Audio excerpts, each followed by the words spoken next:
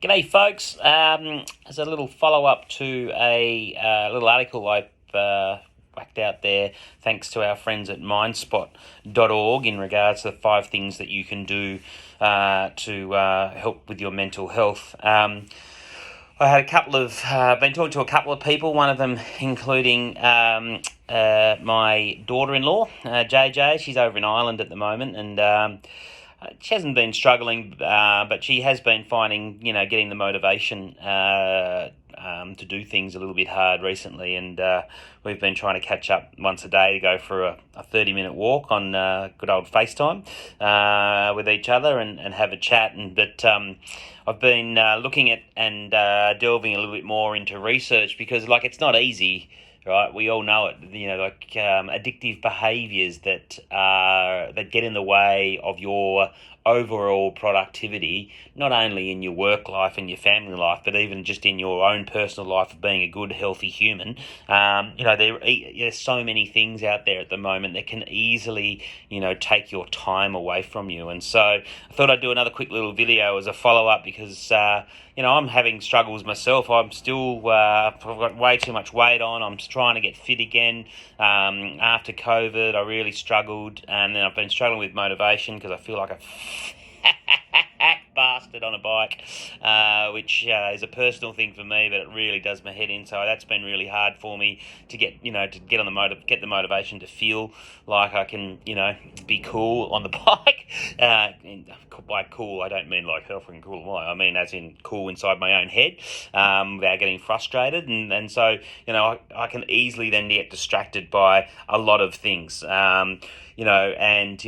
a lot of research around, and I've been talking a lot about dopamine and getting your dopamine spike in the morning, and getting up and getting sunlight on the retina first thing in the morning, and working out and doing fulfilling types of activities, and so on and so forth. But, that's also hard. It's also hard. It's easy to get distracted away from doing those things as well. So then, the next step in that journey, for me anyway, which I think can be beneficially helpful for everyone, is then identifying what those, addictive behaviours that are causing you disablement, right? They're stopping you from being all the things that you want to be.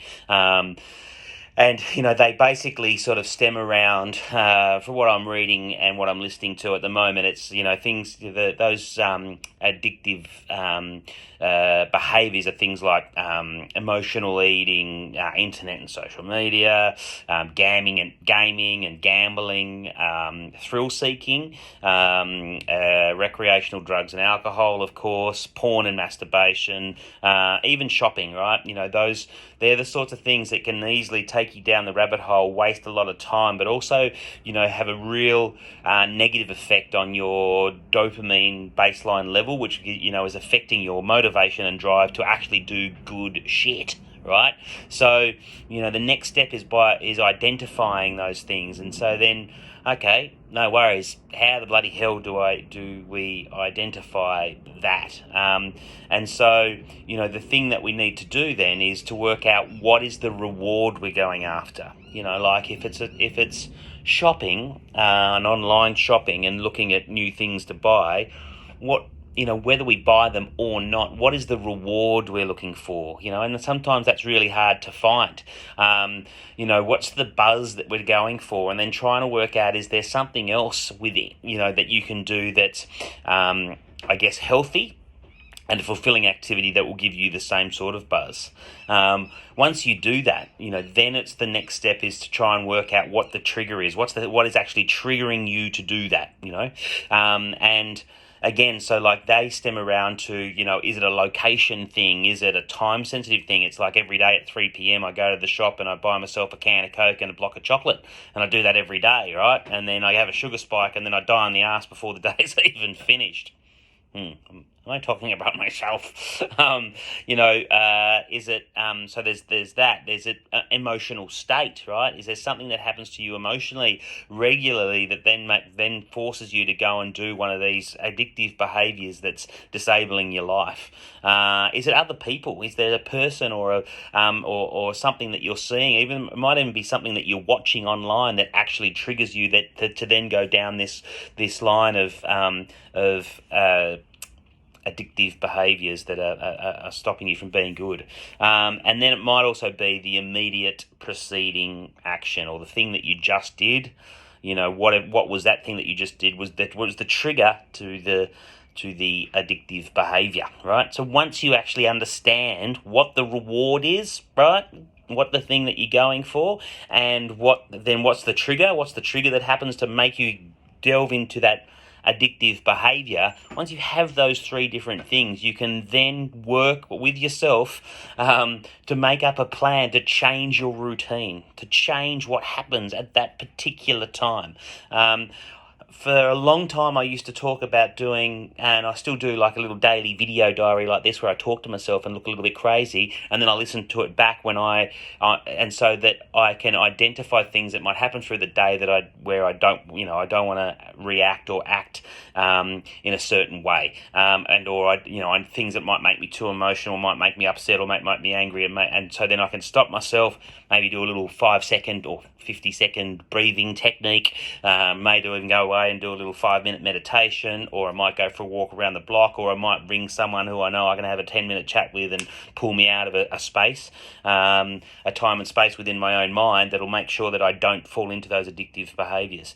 So you can start building yourself a little routine and a little plan. That really used to work for me, but now I need to micromanage that as well and know that what am I going to do if this thing just, one of these things miraculously, one of these triggers miraculously pops up? How can I start working on myself to do it? And we need to take super small steps. You're not going to do it straight away. Even this thing about that I'm working hard on for myself at the moment, and me and JJ going out for our walk, we give her a call at 6:30 p.m, which is like I think 7:30 a.m. over there, or 8:30 a.m. over there. We're going to go for a half an hour walk.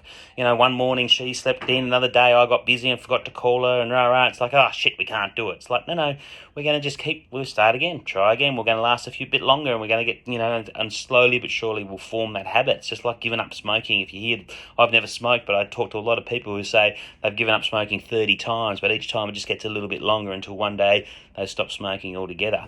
So I hope that's sort of given you some insight around, what to actually do, because, I'm sick of the awareness campaigns. I keep banging on about it. I want to know what the fuck do I do to get out of these addictive behaviours that are disabling me from being an awesome human? And because I want to be an awesome human to my beautiful partner and my fucking kids and all of my family and my friends and the business and the Mental Wheels Foundation and Cafe Racer and the people I ride back. I want to be a really good human to all of those people, but I constantly find that some of my addictive behaviours get in the way from me being able to, bash out the productive stuff that's going to make me be that person. So, I hope that's a good little insight. That's 8 minutes of pretty fast chat and babbling from me, and I really am sorry about the ums and ahs that I do when I speak.